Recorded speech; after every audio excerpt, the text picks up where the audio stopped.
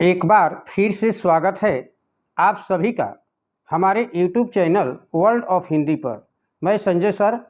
आज हम आपके कक्षा 8 से हिंदी की पाठ्यपुस्तक अनुगुंज से पाठ 4 कविता प्राणी वही प्राणी है का प्रश्न अभ्यास पढ़ाने जा रहा हूँ। प्राणी वही प्राणी है कविता है जिसके कवि हैं भवानी प्रसाद मिश्र जी। अब मैं प्रश्न और अभ्यास की ओर चलता हूं। सबसे पहले है मौखिक प्रश्न। निम्नलिखित प्रश्नों के मौखिक उत्तर दीजिए। प्रश्न संख्या क है, लहरें किसकी प्रतीक है? उत्तर है लहरें जीवन का प्रतीक है। प्रश्न संख्या ख है, सच्चा प्राणी किसके डराए से नहीं डरता? उत्तर है सच्चा प्राणी झूठ के डराए से नहीं डरता। प्रश्न संख्या ग है, किस प्रकार का मरना अच्छा है? उत्तर है जो अपने माथे को फूल जैसा चढ़ा दे उसका मरना अच्छा है। दीर्घ प्रश्न है, निम्नलिखित प्रश्नों के उत्तर लिखिए। प्रश्न संख्या क है, कवि की दृष्टि में मनुष्य का जीवन पानी जैसा क्यों होना चाहिए?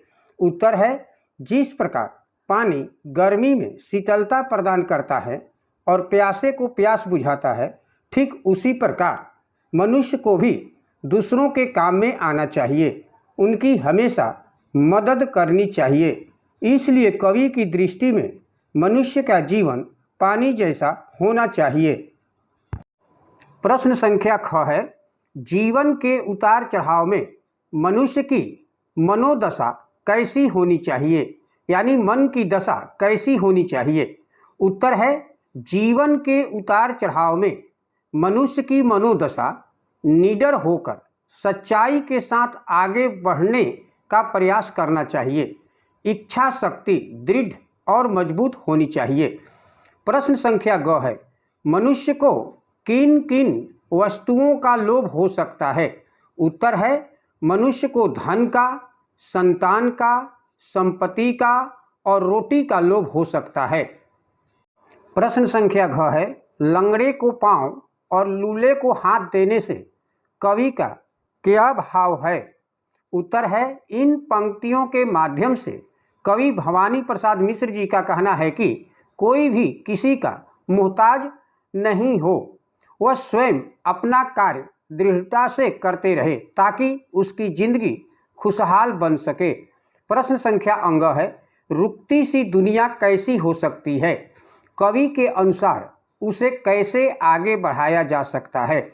उत्तर है रुकती सी दुनिया नीरस और व्यर्थ हो सकती है। कवि भवानी प्रसाद मिश्र जी के अनुसार उसे हिम्मत और जोश से आगे बढ़ाया जा सकता है। प्रश्न संख्या 3 है, उपयुक्त शब्दों से रिक्त स्थानों की पूर्ति कीजिए। क है, तापित को स्निग्ध करे, प्यासे को जो चैन दे, सूखे हुए अधरों को फिर से जो वैन दे, ऐसा सभी पानी है। ख है, माथे को फूल जैसा अपने चढ़ा दे जो, रुकती सी दुनिया को आगे बढ़ा दे जो, मरना वही अच्छा है। चौथा है, सही कथन के आगे सही का चिन्ह और गलत कथन के आगे गलत का चिन्ह लगाइए। क है, दुख दर्द में व्यक्ति के काम आना चाहिए। जी हाँ, दुख दर्द में व्यक्ति के काम आना चाहिए, बिल्कुल सही है।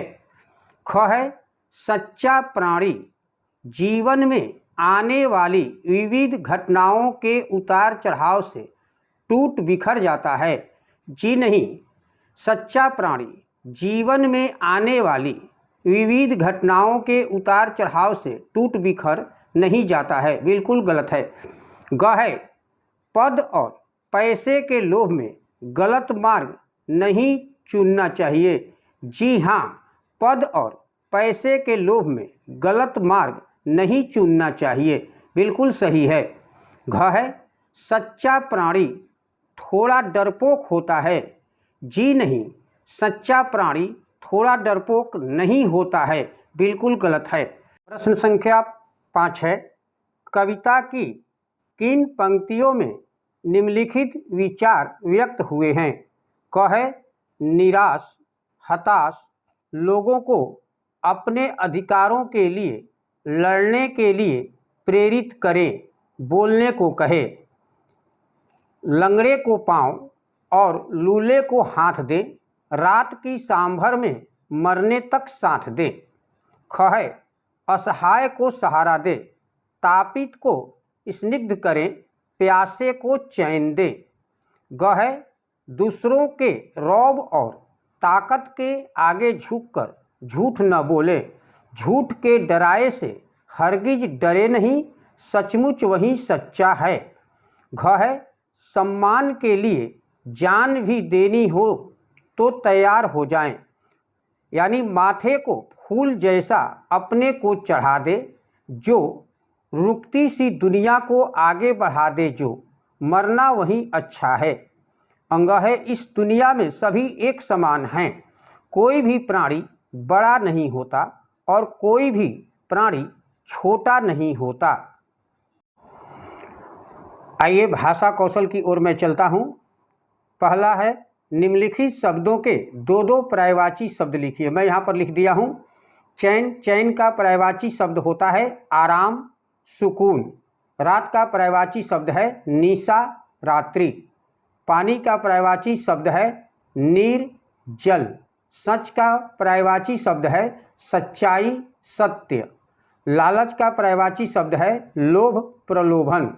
झूठ का पर्यायवाची शब्द है मीथ, मिथ्या। पाँव का पर्यायवाची शब्द है पैर, पग।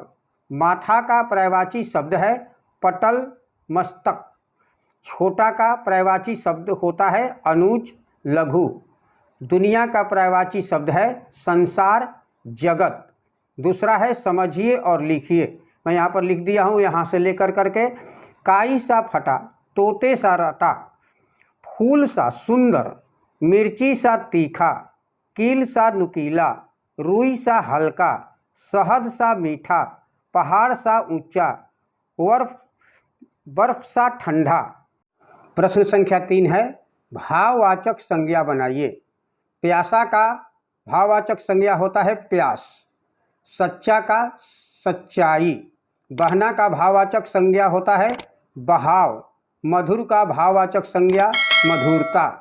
लालची का भाववाचक संज्ञा है लालच। अपना का भाववाचक संज्ञा है अपनापन। चलना का भाववाचक संज्ञा है चाल। अच्छा का भाववाचक संज्ञा है अच्छाई।